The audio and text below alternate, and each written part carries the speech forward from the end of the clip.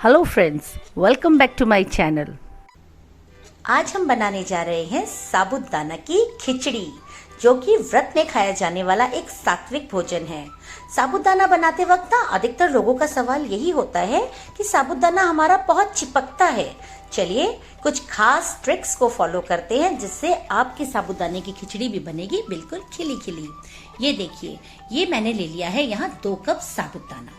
आप जानते हैं साबूदाना में ना बहुत स्टार्च होता है, इसीलिए इसे हमें बहुत अच्छे से धोना चाहिए। इसको कम से कम ना हम 2 से 3 बार धोएंगे। इस तरीके से आप अपने हाथों से रगड़ते हुए साबूदाना को अच्छे से धो लें और इसका ये गंदा जो सफेद पानी है ना, इसे आप फेंक दें। जब तक आप इसे धोते रहें तब तक कि इसका पानी ना बिल्कुल एकदम क्लीन ना हो जाए। ये देखिए, अभी भी इसका पानी गंदा है, इसे हम एक बार और पानी को निथार लेंगे। अब आप देख सकते हैं मैंने इसे 2 बार पानी में निथार लिया है। अब इसका पानी बिल्कुल साफ है। अब इसे भिगोते वक्त सबसे पहली ट्रिक हमें याद रखनी है कि इसमें आप सिर्फ इतना ही पानी रखें कि उसमें बस हमारा साबूदाना डूब जाए और सिर्फ साबूदाना से आधा इंच आपकी उंगली है ना, इतना पानी उसके अंदर रहे। या आप उसे हिलाकर देखें तो बस अब साबूदाना आपको हिलता हुआ महसूस हो। चलिए, अब साबूदाना की खिचड़ी बनाने के लिए मैंने यहाँ ले लिया है एक पैन। इसमें सबसे पहले ना हम अपनी मूंगफली को ड्राई रोस्ट कर लेंगे। अगर आप चाहते हैं तो आप इसे थोड़ा सा घी डालकर भी इसको आप ड्राई रोस्ट की नहीं, आप इसे घी में रोस्ट कर सकते हैं, लेकिन मैंने यहाँ ड्राई रोस्ट किया है। साथ में मैंने ले लिया है उबला हुआ आलू, जिसको मैंने छोटे छोटे पीसेस में काट लिया है, टमाटर और हरी मिर्च। मैंने यहाँ देखिए कढ़ाई में थोड़ा सा तेल लिया है, साथ में इसमें गया है जीरा। अगर आप लोग व्रत में जीरा नहीं खाते हैं तो आप इसे स्किप कर सकते हैं। कुछ लोग टमाटर भी नहीं खाते हैं तो आप इसे टमाटर को भी स्किप कर सकते हैं। इसकी जगह ना आप हरी मिर्च और अदरक में भी साबूदाना बना सकते हैं।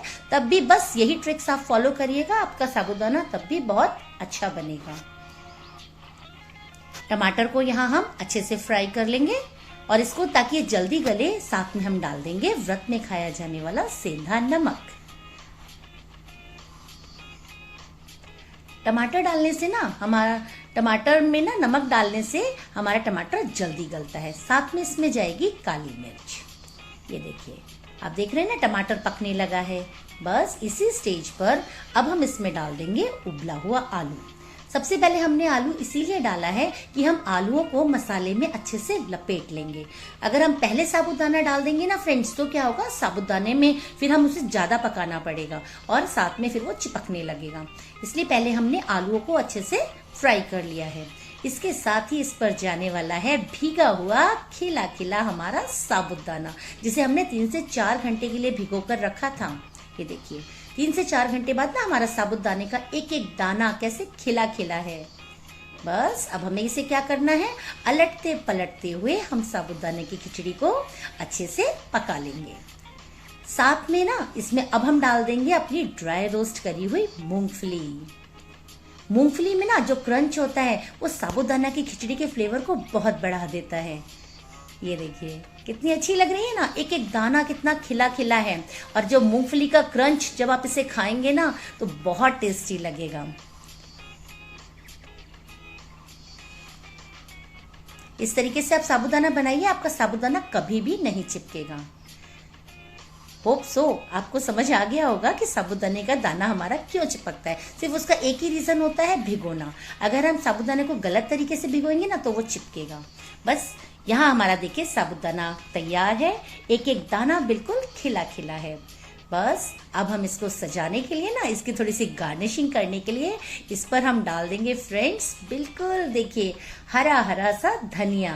ये देखिए कितना प्यारा कलरफुल लग रहा है ना, हरा हरा धनिया। धनिया का फ्लेवर भी इसमें बहुत अच्छा आता है। साबूदाने को सर्व करने के लिए हम बना लेंगे उसके साथ एक चटनी। चटनी बनाने के लिए मैंने ले लिया है धनिया, पुदीना और टमाटर।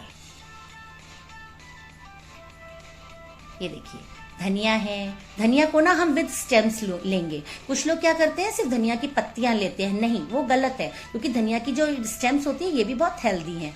साथ में मैंने ले लिया है हरा हरा प्यारा ताजा पुदीना और टमाटर।